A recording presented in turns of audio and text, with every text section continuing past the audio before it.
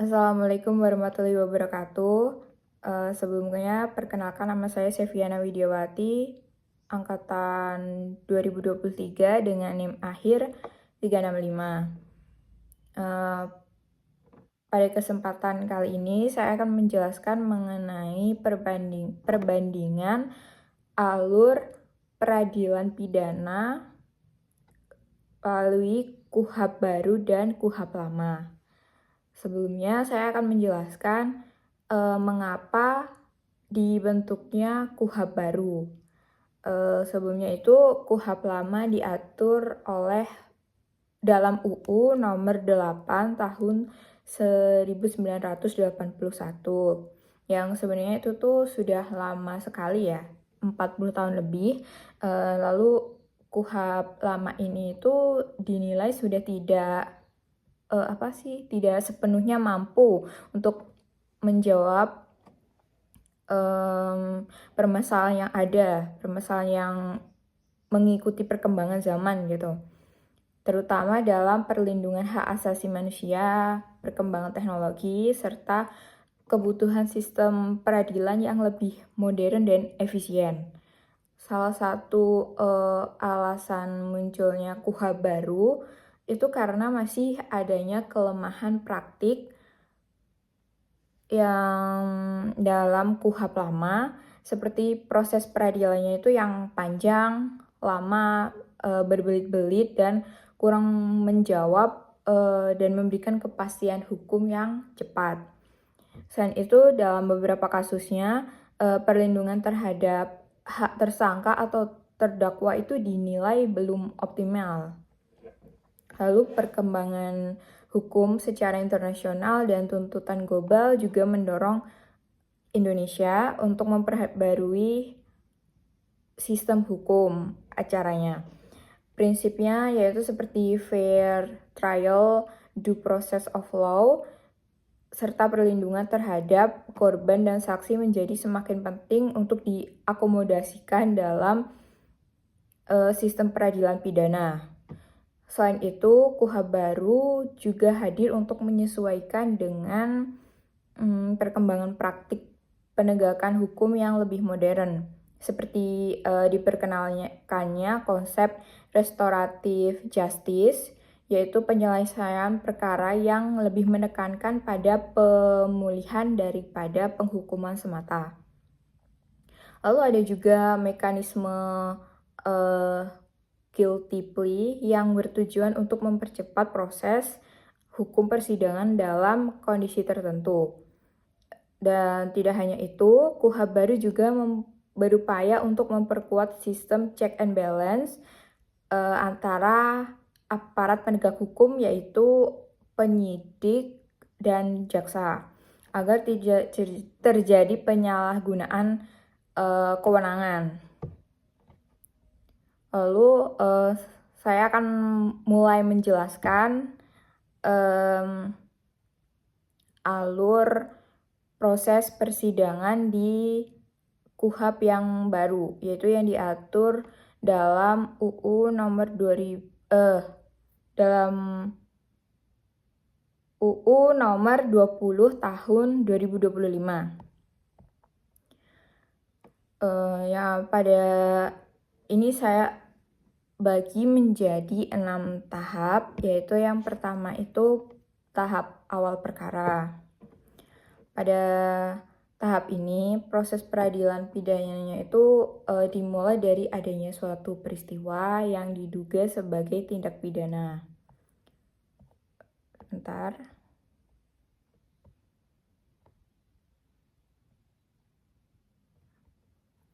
Lalu peristiwanya tersebut tuh dapat diketahui melalui laporan masyarakat secara umum atau pengaduan dari korbannya itu langsung, dan atau karena tertangkap tangannya oleh seorang aparat penegak hukum. Dalam hal ini, aparat penegak hukum, khususnya penyelidik atau penyidik, akan melakukan pemeriksaan awal guna memastikan apakah peristiwa tersebut benar merupakan tindak pidana atau bukan. Sebelumnya saya akan menjelaskan mengenai penyidik dan penyelidik. Menurut pasal 1 angka 1 KUHP, penyidik adalah pejabat polisi negara Republik Indonesia atau pejabat pegawai negeri sipil tertentu yang diberi wewenang khusus oleh undang-undang untuk melakukan penyidikan, yaitu serangkaian tindakan penyidik dalam hal dan menurut cara yang diatur dalam undang-undang ini untuk mencari serta mengumpulkan bukti yang dengan bukti itu membuat terang tentang tindak pidana yang terjadi dan guna menemukan tersangkanya. Lalu untuk penyelidikan menurut pasal 1 angka 5 KUHP adalah serangkaian tindakan penyelidikan untuk mencari dan menemukan suatu peristiwa yang diduga sebagai tindak pidana guna menentukan dapat atau tidaknya dilakukan penyidikan menurut cara yang diatur dalam undang-undang ini.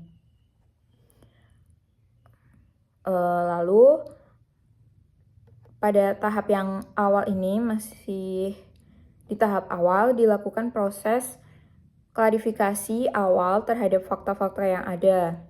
Jika setelah dilakukan pemeriksaan ternyata tidak ditemukan unsur-unsur tindak pidana, maka proses akan dihentikan. Namun apabila ditemukan adanya bukti indikasi kuat bahwa telah terjadi tindak pidana, maka perkara akan dilanjutkan ke tahap penyidikan. Tahap awal ini sangat krusial ya, sehingga menjadi pintu masuk untuk seluruh sistem peradilan pidana ini, yang menentukan peradilan pidana ini akan dilanjut atau tidak. Dan pada tahap ini, asas legalitas dan prinsip kehati-hatian mulai diterapkan agar setiap perkara yang masuk benar-benar memiliki dasar hukum yang jelas dan tepat, sehingga tidak salah mengidentifikasikan kasus itu atau salah menangkap pelaku atau tersangka. Lalu dalam tahap 2, penyidikan dan kontrol bebas.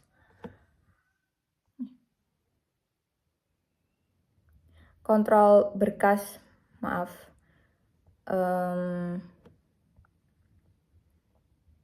setelah dipastikan adanya dugaan tindak pidana pada tahap 1 sebelumnya, proses akan masuk ke tahap penyidikan.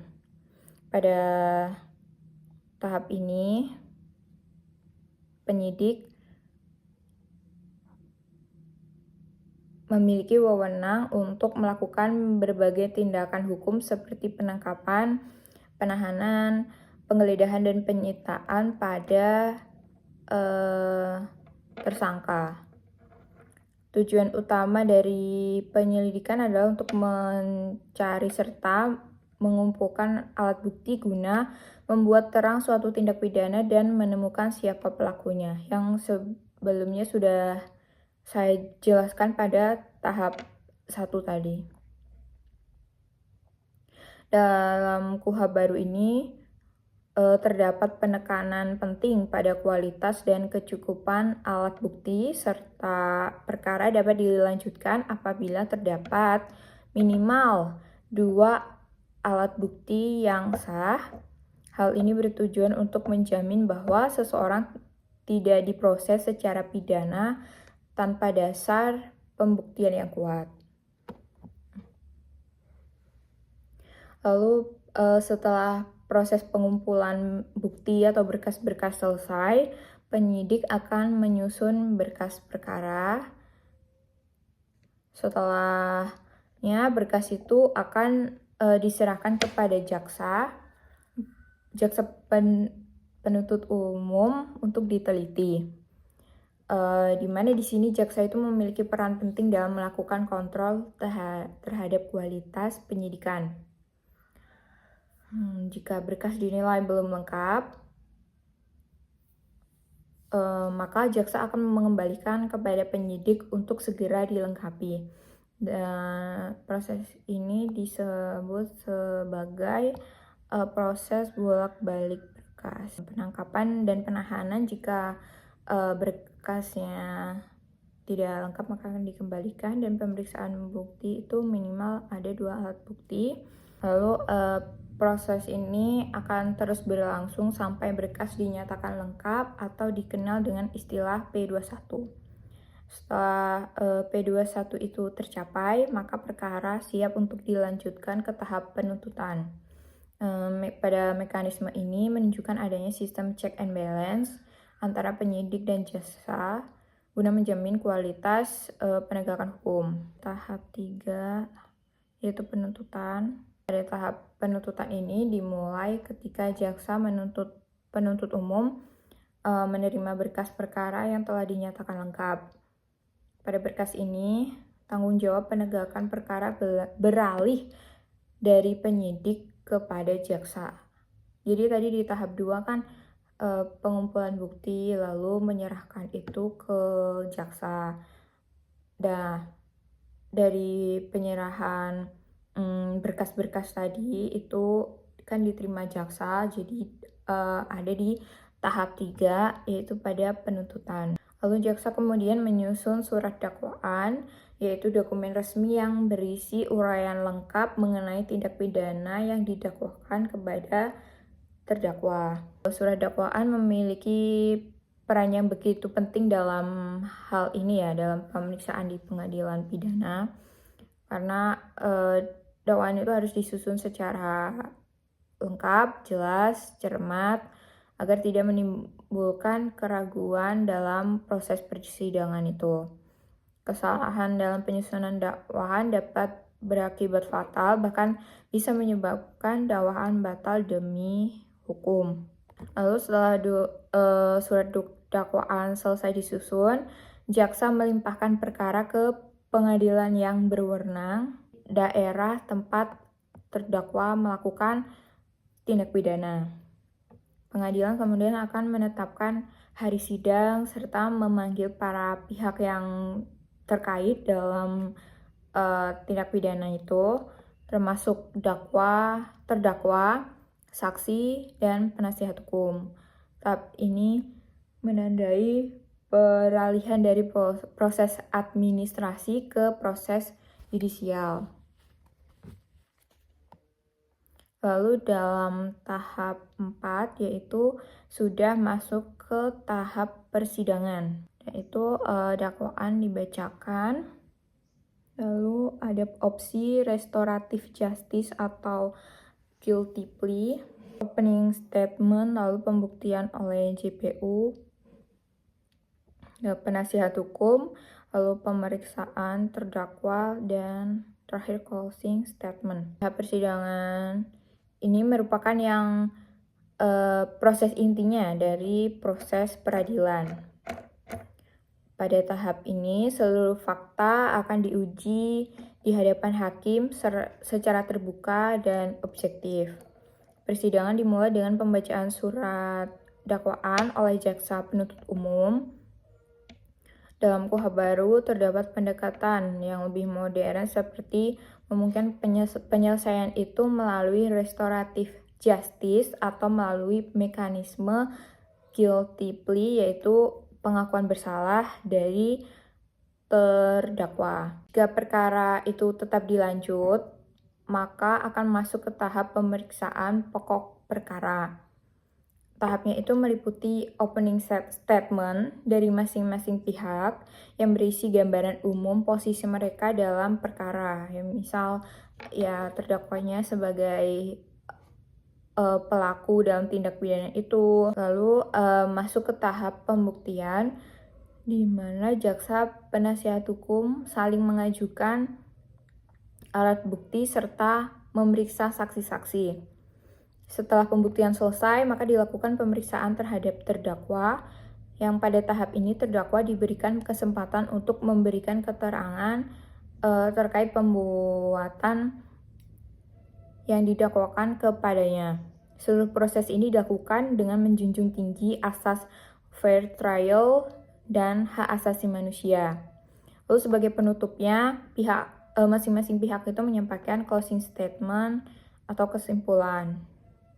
Dan lalu untuk tahap 5 yaitu upaya hukum. Setelah putusan dijatuhkan, maka pihaknya itu memiliki hak untuk menentukan sikap, apakah menerima atau menolak putusan tersebut. Jika menerima, maka putusan itu akan langsung dieksekusi. Lalu jika salah satu tidak puas dengan hasil putusan tersebut atau tidak setuju, maka dapat mengajukan upaya hukum seperti banding atau kasasi dan peninjauan kembali. Banding itu diajukan ke pengadilan tinggi untuk memeriksa ulang perkara pada tingkat kedua. Dan jika masih belum puas, maka diajukan kasasi ke Mahkamah Agung yang fokus pada penerapan hukumnya. Dan selain itu terdapat peninjauan kembali sebagai upaya hukum luar biasa yang dapat diajukan dalam kondisi tertentu. Misalnya ditemukannya sebuah bukti baru. Lalu pada tahap 6, akhir perkara, tahap terakhir adalah ketika putusan telah berkekuatan hukum tetap atau inkrah. Pada kondisi ini tidak ada lagi upaya hukum yang dapat dilakukan. Selanjutnya dilakukan pelaksanaan putusan oleh aparat yang berwenang, biasanya oleh jaksa sebagai eksekutor. Pelaksanaan putusan dapat berupa pidana penjara, denda, atau bentuk sanksi lainnya sesuai dengan putusan yang diputuskan oleh hakim.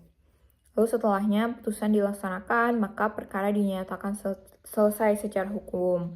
Tahap ini menjadi penutup dari seluruh rangkaian proses peradilan. Alur peradilan pidana oleh KUHP lama. 6 tahap juga.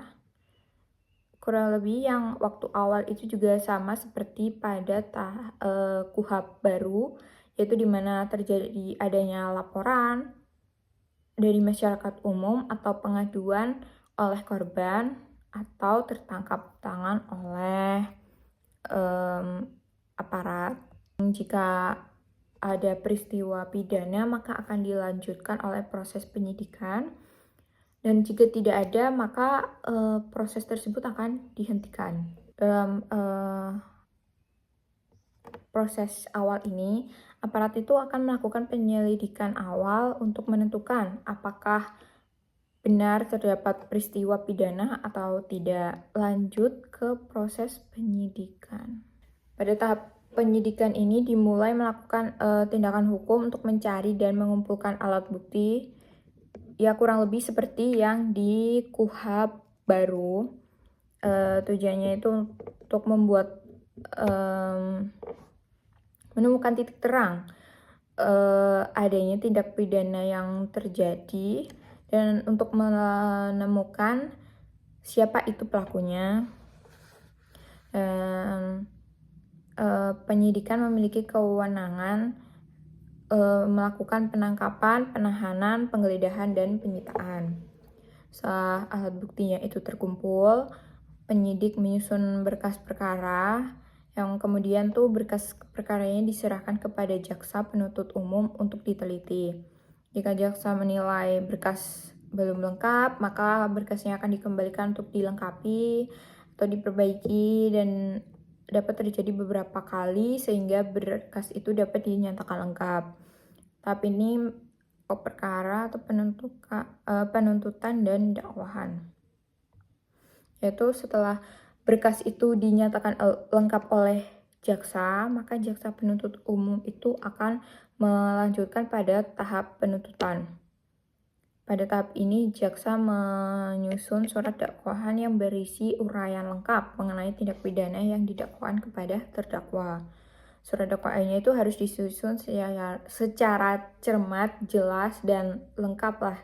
Setelahnya itu jaksa melimpahkan perkara ke pengadilan yang berwenang. Setelah perkara itu diterima oleh pengadilan, hakim itu akan menentukan hari sidang dan memanggil para pihak yang terkait dalam tindak pidana itu. Tahap 4 itu ada persidangan, itu pemeriksaan, yang mana ini tuh memang intinya dari suatu peradilan pidana dalam KUHP lama. Prosesnya itu dari pembacaan surat dakwaan oleh jaksa penuntut umum, setelahnya dilanjut dengan pemeriksaan pokok perkara yang melibatkan pemeriksaan oleh saksi, ahli, dan terdakwa. Selesai, jaksa penuntut umum akan membacakan tuntutan yang telah disebutkan dengan requisitor, yang mana dalam hal ini jaksa menyampaikan pendapatnya mengenai kesalahan terdakwa serta jenis dan berat pidana yang akan dimintanya. Selanjutnya, penasihat hukum atau terdakwa akan menyampaikan pembelaan yang disebut pledoi. Setelah pledoi, jaksa dapat memberikan tanggapan yang disebut replik, dan kemudian diikuti oleh tanggapan balik atau jawaban kembali dari penasihat hukum yang disebut duplik. Lalu setelah semuanya selesai, majelis hakim akan melakukan musyawarah untuk mengambil keputusan tersebut. Dan keputusan itu akan dibacakan dalam sidang terbuka untuk umum sebagai putusan pengadilan. Lalu selanjutnya ada upaya. Dijatuhkan itu, para pihak diberikan kesempatan untuk menentukan sikap terhadap putusannya itu. Ya, seperti yang di KUHP lama tadi, jika menerima, maka putusannya itu akan langsung dieksekusi atau dilaksanakan. Dan jika tidak, jika salah satu pihak atau mungkin keduanya tidak menerima atau tidak puas, maka akan dilanjutkan dengan banding, kasasi, atau peninjauan ulang, peninjauan kembali, gitu. Lalu pelaksanaan keputusannya itu kekuatan hukum yang inkrah seperti pada KUHP yang baru, di mana putusannya itu sudah dapat dilakukan. Yang melakukannya itu jaksa sebagai eksekutor. Bentuk pelaksanaannya itu ya tadi seperti dapat dipenjara, denda, atau sanksi lain yang sesuai dengan keputusan hakim. Lalu setelah putusan itu dilaksanakan, maka perkara itu dapat dinyatakan telah selesai. Baik, segitu yang dapat saya sampaikan. Ada salah dan kurang lebihnya, saya mohon maaf. Wassalamualaikum warahmatullahi wabarakatuh. Saya ucapkan terima kasih.